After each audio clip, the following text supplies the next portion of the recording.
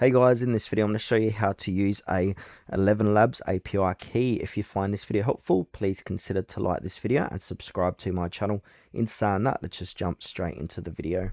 Okay, so an ElevenLabs API key lets you connect ElevenLabs AI voices services to other apps, scripts, websites, and even automation tools. Your API key authenticates requests and tracks your usages. So in order to use this, we want to come on over to ElevenLabs.io and sign into your account. From here, we want to click onto Developers, bottom left-hand corner of the screen. Now, under Developers, we want to click onto API keys.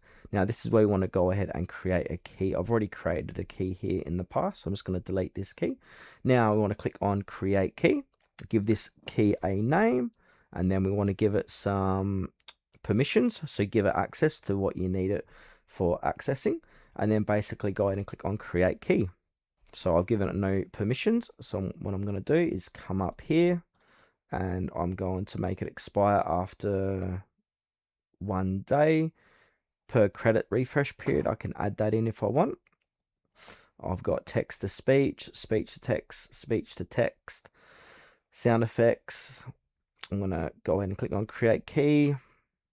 Now from here, we can use this API key. So copy this key and store it somewhere safe. ElevenLabs only shows the full key when it is created. Now, never share your API key publicly or put it directly inside a browser code. Treat it like a password.